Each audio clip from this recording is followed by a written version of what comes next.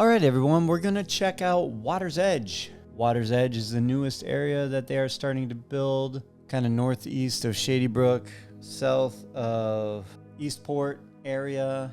And this is close after the hurricane, just a couple days, and right after a rainstorm. So you're going to be able to see how wet it is and how wet this area gets.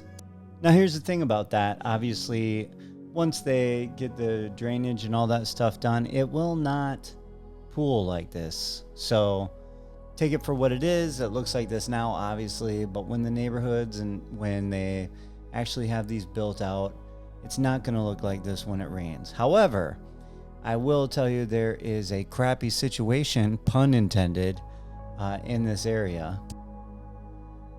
Now, there is a new report out. This is according to villagesnews.com, a report from Florida Tax Watch that the state may experience a water shortage by 2025. It's being driven by rapid population growth and underfunded infrastructure. Obviously, the Villages is the main area for growth, and it says right here, Villages News.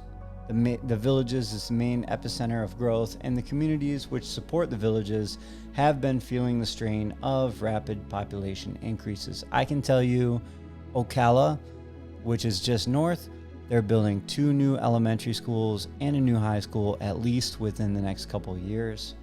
The schools are overflowing with people. It's crazy. It also goes on to say this past week, Lady Lake officials turned down a manufactured home development after a 4-hour meeting Monday night. Angry opponents argued that affordable housing would have drained the town's resources, including water supply and wastewater capacity. Now, here's the other thing about wastewater. As we kind of zoom in on this area here at Water's Edge, you can see all the home sites being built, but you can also see like that water pooling. But again, like I said, this ain't gonna be here after these houses are here. All the drainage is typically okay. So but back to the wastewater. So Wildwood leaders, they've been under pressure to complete a $150 million wastewater treatment plant. I don't know if you've heard, but we did have a hurricane just a few days ago in this area, and there was a little bit of a problem, a crappy situation, if you will. The wastewater plant for Wildwood lost power during the hurricane, which ended up spilling 20,000 gallons of wastewater. So the power outage, again, this is in Villages News. This is in a different article. This one says that the power outage occurred around 2 a.m. Friday morning, and that came from Sumter County. And they lost 20,000 gallons of wastewater. So they're trying to build a new treatment plant, which is going to end up costing Wildwood businesses and taxpayers. Property owners are facing a modest tax increase, which this is all widespread. So the property taxes and insurance, if you're not familiar, this entire area has gone up so high just because of everybody moving here and everything going on. They've been trying to expand this wastewater treatment plant and water because of the influx of population as well. So, like even in here, it says expanding capacity was needed due to Wildwood's rapid growth. The city has doubled its population to more than 30,000 over the past 4 years due to home construction in the villages of Southern Oaks, apartment projects, and new businesses. Now, this article says the city's budgeted $63.8 million on construction and engineering for the new plant next year. Most of the total cost will be covered by $90 million in revenue bonds. So when construction is finished, the new plant and the renovated old plant will handle up to 5.5 million gallons daily, which is absolutely crazy. They are expecting more revenue from property taxes, obviously, because property taxes are going up. And they get a ton of property taxes from all these homes. I don't know if you've seen, I saw somebody put a comment on the last video talking about the bonds in some of these areas, and the bonds in, I want to say the bonds down here in this area around 50 grand. And they were talking about the Cove or whatever that area is up by Dabney, that they're around 70 grand. Like, that is insane. That is insane. So this is that Eastport area, and this area looks pretty much done. I think it is done. They announced it. You can sit here, watch live entertainment across the water. It's looking really good, especially because it rained a ton, obviously, with the storms that we've been getting lately. So everything is really bright green. Here's the new hotel that they're building in Eastport. It's starting out. You can see it here. And that whole Gulf area here. Now, this is where that Wildwood, you can see those wastewater tanks in the back, or at least that's what the Villages News had pictured. I would assume they have something to do with the water. Don't hold me to it. I am not an expert on that. I just fly the drone around and talk about it a little bit. If you've watched my videos, you should know that, I hope.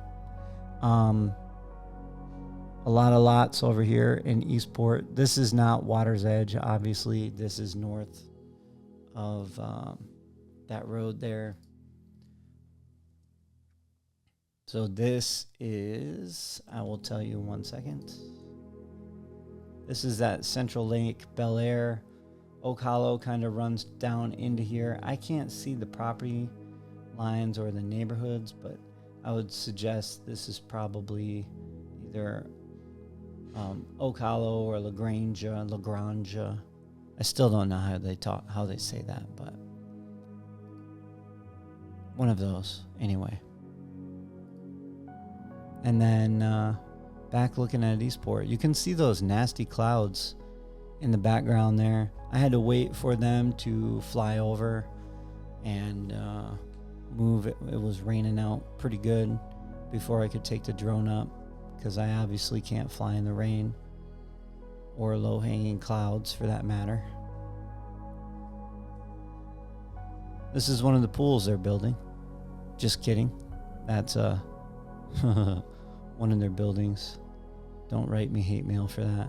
Here's where all your retail and stuff is going to go in, and the big rec centers in this area. This is that big Eastport area here.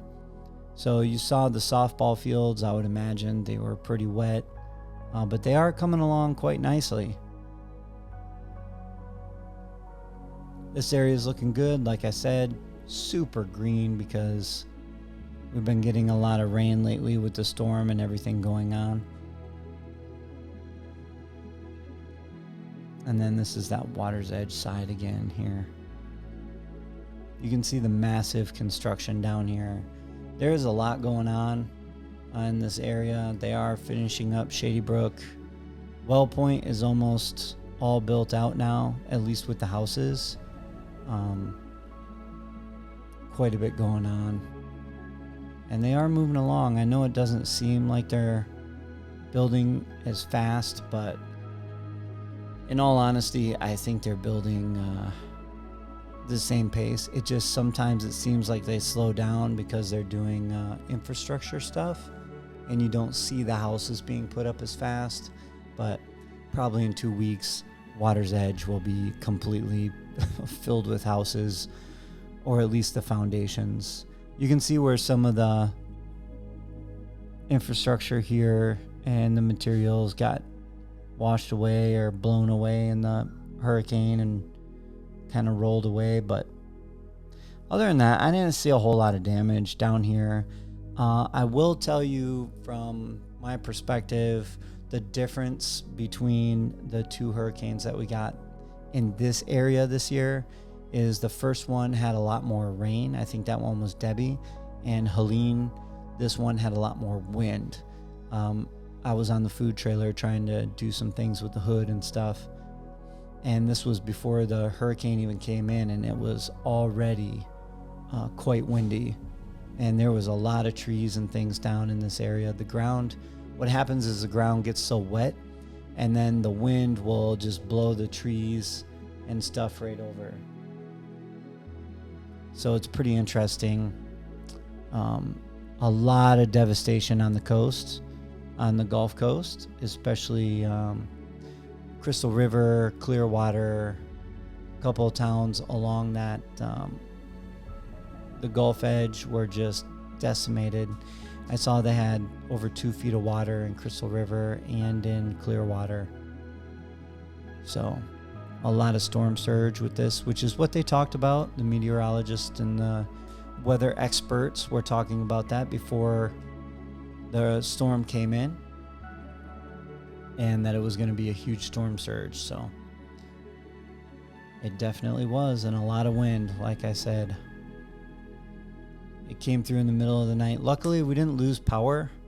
I was supposed to have a race in Augusta this weekend for Ironman, and it was a half Ironman, and it was canceled. So I was halfway there on Friday and got the call and turned around and came back and got a bunch of other stuff done that I have been neglecting. We were kind of lucky in this area for sure. Our boy is sick, our little baby boy. He's a little less than 2. He just got over being sick, but he's in daycare, so he's sick again, so that's been fun to deal with. But thank you for watching. I really appreciate it. Please make sure like and subscribe if you would like to. And as always, I will see you in the next one.